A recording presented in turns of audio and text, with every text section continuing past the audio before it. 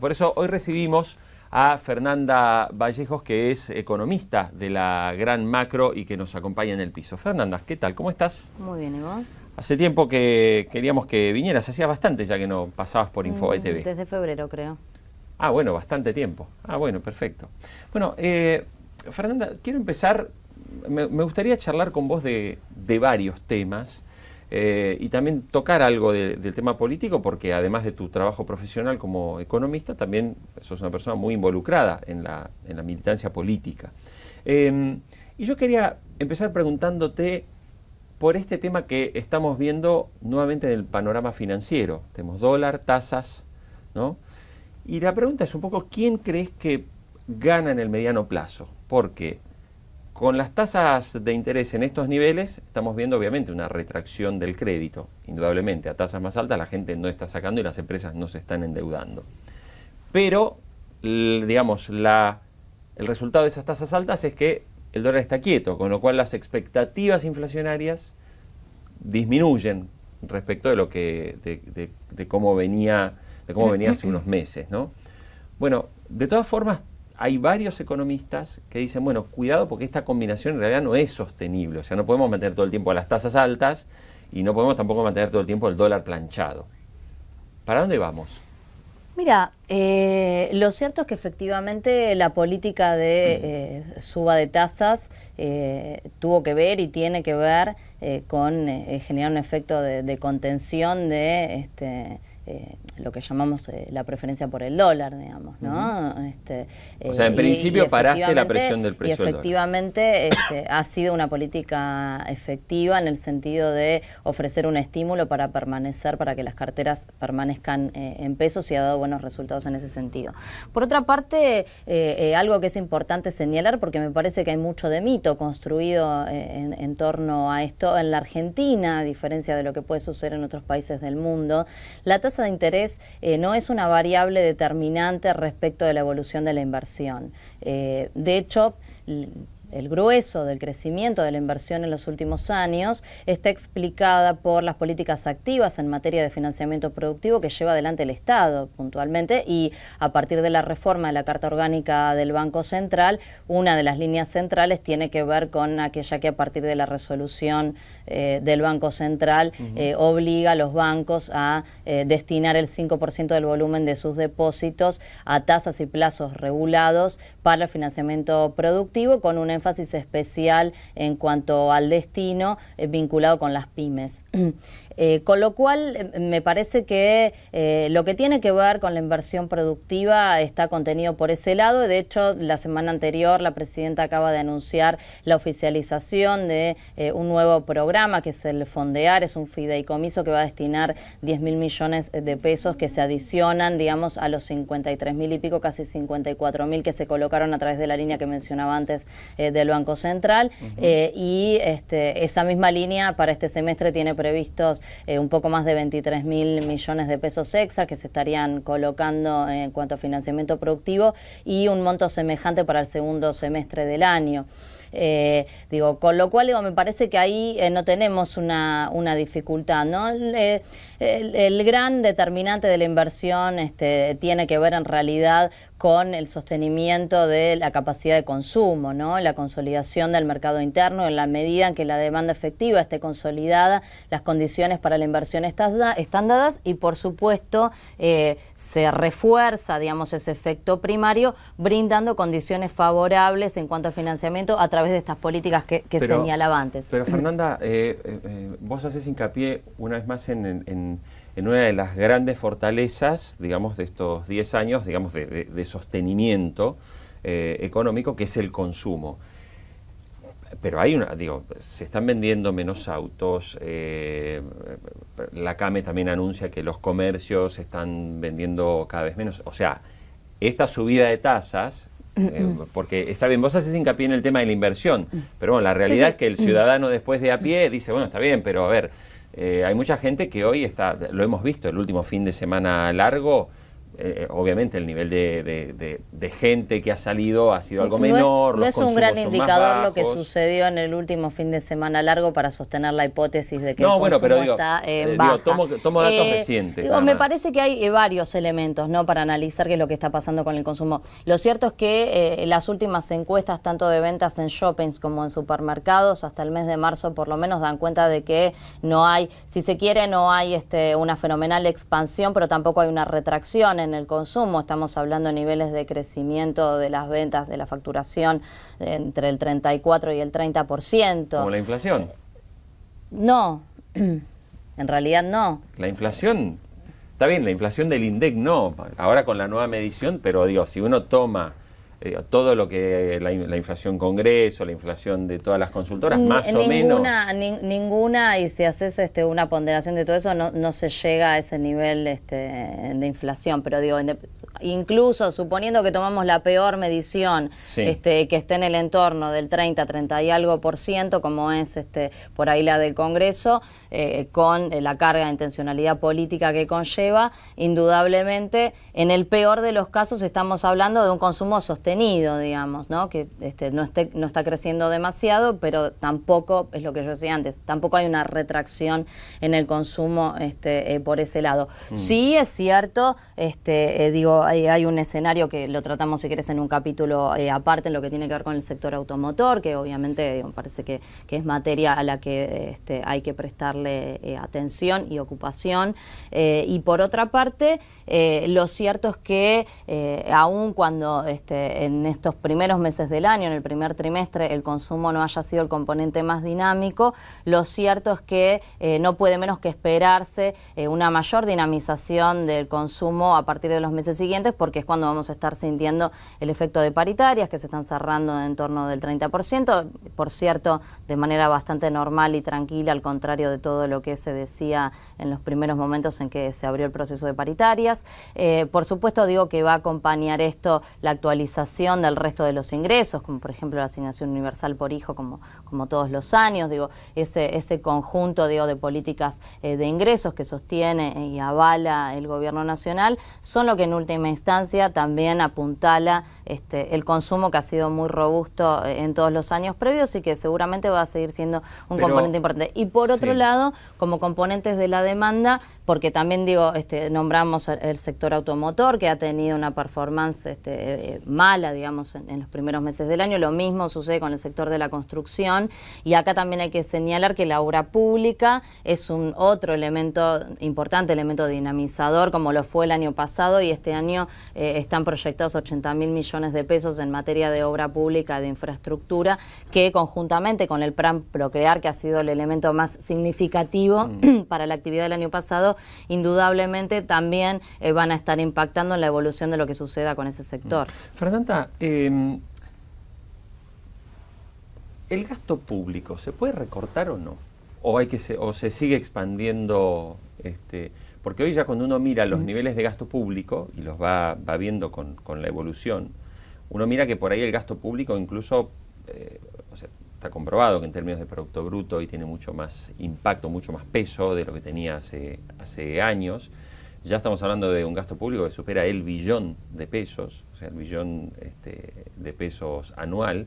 Cifras que, claro, yo recuerdo en esa década horrible de los 90, el gasto público en los 90... ¿Lo reconoces? No, lo digo porque sé que cada vez que menciono, antes de que me lo digas vos, digo, esa década horrible de los 90, el gasto público era de 260.000, 290.000 millones de pesos, en aquel momento era con el 1 a 1. Y sí, la pobreza era del 54 y el desempleo del 22. Bueno, ¿cuánto es la pobreza hoy? Porque como nadie lo quiere decir, o sea, el gobierno ayer... No, bueno, a ver, es que en la medida en que no esté definido un indicador, parece una discusión bastante estéril estar adivinando un número, sinceramente. Pero si uno establece que más o menos la pobreza se mide por un costo de canasta básica... Mira, a mí la verdad que, digo, en serio, cuantificar una variable que todavía no está cerrada su medición oficial, no me parece lo más feliz. Digo, uno podría nombrar algunos estudios que se han hecho, el Centro Centro Scalabrini Ortiz, por ejemplo, hace una medición tomando los indicadores de precios de las provincias y a ellos les da un valor donde la pobreza estaría rondando el 12% aproximadamente, que obviamente es un valor más alto que el que venía informando el INDEC con las mediciones previas, ¿no? Que recordemos que hubo allí un cambio metodológico y también del universo de lo que se mide. En el caso del estudio que hace el Scalabrini Ortiz, hace digamos una proyección a escala nacional tomando los datos de los... ¿Pero por qué se vale y no vale el de la UCA, que es el que lo hizo siempre? No, la verdad que el de la UCA siempre me ha parecido poco serio, por eso no lo voy a poner sí, o sea, en consideración. Porque cuando uno revisa, digo, le da 12 como le podría haber dado otro número, es el número que le da después de hacer los cálculos correspondientes con una metodología que, digamos, por supuesto no tiene la validez que puede tener la que aplica el Instituto Oficial de Estadísticas, porque, digamos, es el que cuenta con los recursos técnicos y humanos para llevar adelante una medición de esta naturaleza, pero con los elementos disponibles y las posibilidades que puede tener un centro de estudios, metodológicamente, digamos, guarda una racionalidad. Y entonces, digo, por eso me atrevo a nombrarlo, solo para satisfacer tu demanda de ponerle un número ahí a la digamos, cuestión. ¿Vos creés que más o menos un 12% podría ser? No, yo no creo nada, porque parece que, como le dije una vez a Muchnik, que me sacaba a relucir las mediciones de la UCA, me parece que esto no es una cuestión de fe, de que lo que uno cree o deja de creer. Me parece que hay que esperar a que haya una medición oficial y entonces vamos a tener un número y mientras tanto podemos hablar de otros indicadores que dan cuenta de la situación económica y social en la Argentina. ¿Qué otros indicadores? Lo que no se puede poner en duda de ninguna forma, evidentemente, es que del 54% de población debajo de la línea de pobreza y más del 20% de indigentes que teníamos cuando este ciclo político y económico arrancó a la situación en la que hoy estamos, digo, hay una brecha enorme en el medio, independientemente de cuánto dé cuantitativamente la medición de pobreza que finalmente publique el INDEC. ¿Cuáles son las otras? Digo, tenemos un sinnúmero de elementos para evaluar esto, desde la situación del empleo, digo, por supuesto que una sociedad con un 22% de desempleo a una sociedad donde hoy tenemos una tasa de desocupación del 6.4%, estamos hablando de dos mundos diferentes. Si hablamos en materia de informalidad, que digo, todavía es una materia sobre la que hay mucho para trabajar porque ese número de 32-33% que hoy tenemos sigue siendo elevado, pero en comparación con el 50% del que veníamos, indudablemente hemos mejorado y mucho. Cuando miramos la distribución del ingreso, la evolución positiva que eso ha tenido, ya sea en términos de distribución personal, de distribución del ingreso per cápita de los hogares, ya sea la distribución primaria entre el salario y los beneficios de las empresas. En todos los casos la distribución ha mejorado de manera significativa. Por caso, digo, el 10% en términos personales de la distribución, el 10% más rico de la población ha cedido 10 puntos porcentuales en términos relativos sobre la participación en el ingreso nacional total, que se han distribuido, esto creo que ya alguna vez lo hemos conversado, de manera pareja entre los sectores populares y el conjunto de los estratos que conforman la clase media. Pero Fernanda, yo creo que con un producto que se ha duplicado, por otra parte, lo cual habla a las claras de una situación donde estamos muchísimo mejor, tenemos 95% de cobertura previsional, con haberes que se actualizan de manera bianual, tenemos 3,5 millones de niños y jóvenes que hoy están incluidos y reconocidos en pie de igualdad en materia de derechos a través de la asignación universal por hijo, que antes estaban por fuera, digo, con además, digo, esto que hasta la CEPAL, el Banco Mundial y todos los organismos internacionales reconocen como una política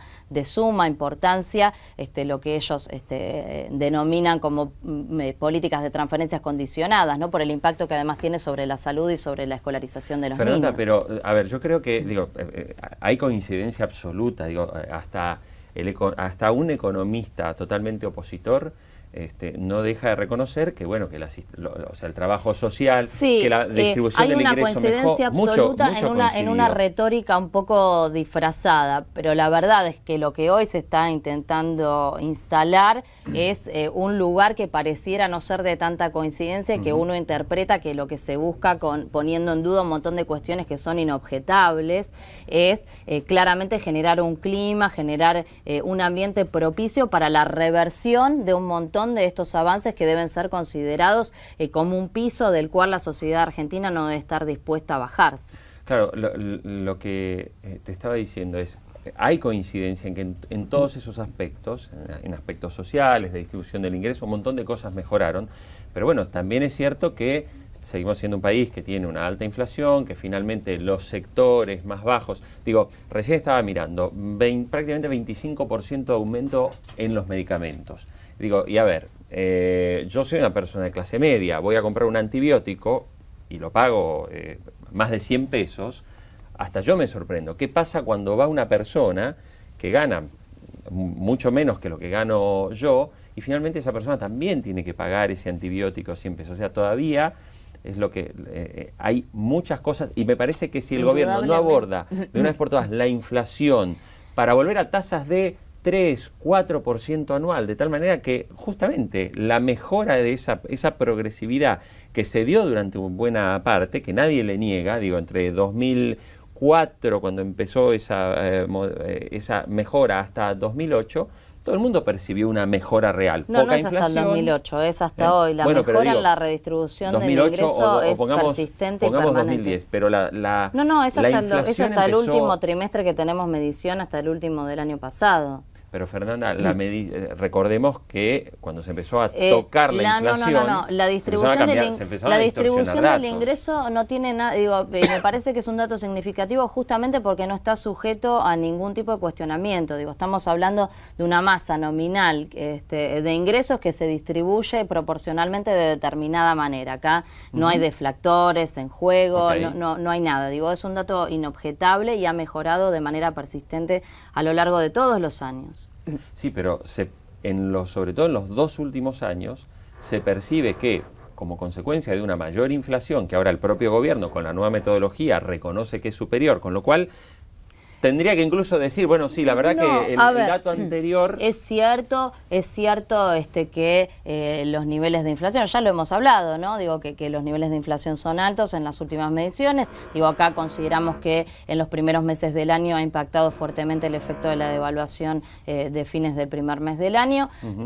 También hay que apuntar que se observa desde mediados del trimestre una desaceleración en los precios que va a ser la tendencia declinante que va a perdurar a lo largo de los meses que siguen. ¿Vos crees que la inflación se plancha? Pero también es cierto, ahora vuelvo sobre eso, pero también es cierto respecto de lo que vos decías anteriormente, que independientemente de los niveles de inflación, incluso tomando los de consultoras privadas, que uno las pone en duda metodológicamente por la rigurosidad y también por los intereses políticos que se juegan cuando se presentan determinados números. Los mismos que tenía el INDEC antes de la nueva metodología. Lo cierto es que con cualquier medición que se tome de la inflación, los ingresos del conjunto de los sectores populares y medios han crecido en términos nominales por encima de la evolución de los precios, con cualquier medición. Y eso es lo que explica la mejora justamente en la redistribución, si no, no sería posible que se hubiera dado ese proceso. Bueno, Fernanda, tenemos varias entrevistas pendientes y bueno, quería, por supuesto, como siempre, agradecerte la visita a Infobae TV y vamos a ver si podemos editar en breve, porque te vimos hace unos días debatiendo fuertemente con Tomás Bulat. Así es. Y lo habíamos invitado, pero hoy era imposible que Tomás estuviera en el piso, así que vamos a ver si la organizamos para dentro de algunos días, que Tomás Bulat y vos charlen un poco, porque sé que encontraron varias diferencias, pero es interesante debatirlo. Gracias por venir. A vos.